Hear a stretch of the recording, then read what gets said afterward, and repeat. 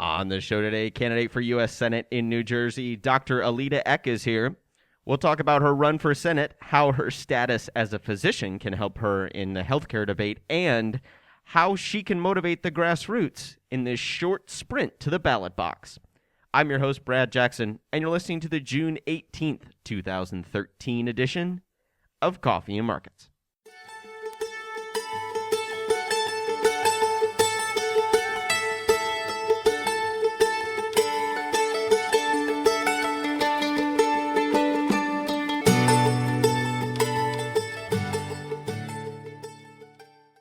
Joining us now on Coffee Markets via the Heritage Morning Bell hotline, candidate for New Jersey Senate, Alieta Eck. Alieta, thanks so much for being here. It's a pleasure to have you on the show. Oh, thank you. So you are a doctor. Tell me how that might figure in to policy should you be elected to the U.S. Senate. Obviously, healthcare is a key issue right now. It's something that everyone's dealing with. With your experience as a physician, how would that help you sort of navigate that landscape in D.C.? Last year, I was the president of the Association of American Physicians and Surgeons. And before that, I've been in private practice. I run a non-government free clinic. I know about the finances and the economics involved in medical care. And I think that I would have a lot to bring to the U.S. Senate. I am an ardent opponent of Obamacare, as all it will do is add great amount of administrative layering onto the healthcare system that is already bloated, and it will not increase access to care. You know, one of the things that I know that you have sort of put at the forefront of your career, Alieta, is that there's a real attempt on the part of government to shift away from the kinds of provisions for charity for people who are in need of significant care and things of that nature. I wonder if you could sort of walk us through your experience with your clinic and sort of the things that you learned as you went through that process about how the government sort of balances against that kind of role on the part of physicians who want to provide that kind of care. 10 years ago, we started a non-government free clinic, and we utilized the volunteer services of doctors and nurses. We have found that it's an extraordinarily efficient way of providing care, and it's care at the grassroots, where you look the patient in the eye and you hear their story, and you can help them in other ways, just in medical care. Volunteers also help with food and clothing and things that people really need. We have found that we can provide the care at $13 per patient visit. We don't charge the patient anything. They can give us the donated services. They can give us donations if they want, but we get the funding from private donations. So just do a Christmas letter, and usually enough money comes in for the whole year. When we do that, it's not hard. People love to donate to a charity that they know is really doing what it's supposed to do. When the government does charity care, it is much more expensive. There's a federally qualified health center about 10 miles away that they claim it costs them $160 per patient visit. So we have a tenfold increase in the amount of in what it's costing to provide care when the government does it. I call it trickle-down charity. Mm-hmm. They take all this money from the taxpayers, keep 90%, and 10% might actually provide the care. Extraordinarily inefficient. Mm-hmm. So in terms of your process, you obviously came up through this experience and sort of came out of it with a lot of opinions about the way that sort of health policy is skewed in the country. What led you to decide to throw your hat in the ring and stop just talking about policy and actually become a candidate? That's a great question. I was actually volunteering in my clinic on the Monday morning that Frank Lautenberg passed away. And I was just oblivious. I was just doing my thing and just seeing the patients. At the end of the day, I got a call from one of the board members of the Association of American Physicians and Surgeons. He called me from California, and he says, Alieta, you have to run. Now's the time. Well, and it was actually the last thing on my mind. And politics is something that I always think of myself as a policy person, but to actually be a politician just seemed like to be an overwhelming task. All the fundraising you have to do and things that just don't really meet what I would like. But I saw this as an opportunity. It was a very short race, and who knows? Maybe I could get in, and I could be like Rand Paul, who I think adds a whole lot to the Senate. And he's also a physician that kind of just got catapulted into the Senate to do major policy work. So I thought, all right, I'll try. Well, in terms of your approach to running, I think that you obviously are coming in here with I would say some long odds, in the sense that it's a race that has sort of a quick sprint sort of methodology to it, but that's also one where candidates who sort of come from atypical backgrounds can certainly be competitive. I wonder, what's your strategy for how you're going to win, and what do you think in terms of the issues of the campaign are going to be the ones that are most important in terms of what you highlight? I think the economy is a huge issue. I have 5 children, and I noticed that it is much harder to make it in the world than it was when I was growing up. The opportunities are hard. People put money in the bank and they don't get any interest. I mean, they don't have access to credit to start the small businesses. The little guy is really being harmed by the economy as we have it now, and the government intervention into the economy. So that is a huge issue. That just the despair out there. The healthcare reform is obviously a huge issue. There's the immigration reform. There's all the foreign policy that we're getting involved in.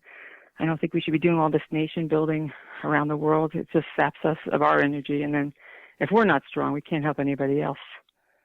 So those are some of the big issues that I would just learn as quickly as I can. It's not that I don't know. I've probably spent 40 years preparing for this. Mm-hmm. In terms of your approach, I have to say, it's the concern that people always have about candidates who sort of don't come up through the typical thing is that they might be unprepared, or that they might not, sort of be ready for the kind of Hardscrabble of politics that comes, in tough races. You're obviously going to be fighting this out in a state with some of the most rough and tumble politics in the nation in New Jersey. Tell us a little bit about why you think you're going to be ready to take on what's likely to be a strong, Democratic candidate should you win the nomination. Oh, well, first I have to win the nomination. I think I can do that. I just went through a grueling challenge of my petitions yesterday, and we'll find out by the end of the day where that stands, but I think I'll do fine. I needed to get 1,000 petition signatures by a Monday, and I had 3 days to do it by last Monday, and I got 2,300. So the grassroots support just rose up, and we're extremely excited about my candidacy. I've done a lot of legwork, not running for politics, but just in going around the state, promoting the concept of real charity. And we're asking for the states to simply protect us from medical malpractice. In our private practices, if doctors donate 4 hours a week, it's a bill that's been introduced in our New Jersey Senate. So because of that, I have a visibility that will help. I know it's the Hardscrabble. I've lived in New Jersey all my life, so I kind of know the tough battle I have. But to go against a Democrat, I have a better way to care for the poor. They pretend to take care of the poor with their trickle-down big government programs. I actually do it, and I can prove it. I can prove it can be done without sapping the taxpayers of their hard-earned money. Mm. So I think I'm up to it. Mm-hmm. In terms of what you do, going forward, Alieta, I think that there's obviously sort of going to be questions about how this race is going to play out. You're the primary sort of person who's being backed, obviously, is Lonegan. Tell us a little bit about why you think you would be, a better candidate and a better senator than him. Well, again, I think that I have just walked the walk. I've been doing what I'm claiming that would be a good thing for other people to do.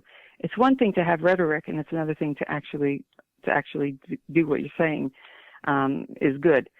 So I think that Lonegan's just run many, many races. He's lost a lot, and he's kind of I think he's burned some bridges that I'm not going after any of his people. I have no idea who they are. But if they look and they see that they have a choice, I believe that I will prevail.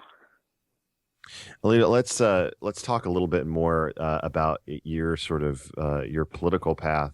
How engaged do you think that New Jersey really is in terms of having a Tea Party movement, of having sort of enough conservatives that they could actually shift the state in an election that's now sort of been thrown into gear because of Lautenberg's passing and everything being moved up. Is there an opportunity, you think, to maybe steal one away from what everybody nationally assumes is just a solid blue state? There's definitely an opportunity. I have this special election is on a Wednesday, October 16th, a Wednesday. Now, who in the world thinks of voting on a Wednesday? Mm-hmm. So only people who are really tuned into politics are going to be voting. I think that the Democrats are going to have a very hard time getting their constituencies out to the polls. So therefore, I think that is an opportunity that is going to be just very different, and hopefully I can capitalize on it. Well, I think you certainly sound to me like somebody who has a strong view of strong views on the policy issues that matter the most to you. I wonder if you could just tell us, just for the sake of our listeners, why you think they ought to be engaged in this New Jersey race, even if they're not from New Jersey, or even if they're not sort of engaged in the kinds of policy issues that you care about. Why do you think that this is sort of an important race that they ought to be paying attention to? Because there's only 100 U.S. senators, and each one makes a big difference across the country. So I will affect policies that will affect everybody in the nation. I believe in the 10th Amendment strongly, and I think we've strayed so far from that, and that's one of the reasons our federal government has gotten so bloated.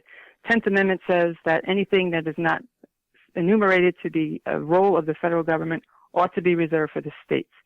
Therefore, healthcare and even education. I mean, why do we need a federal education system? I mean, why are we spending money on that when all education is local, all healthcare is local? So the 10th Amendment is important to me, and my role would be to make the federal government smaller but better, and let us focus on what it really needs to focus on, and that's our defense and our infrastructure, the roads and the bridges, and just everything that unites the states or links the states.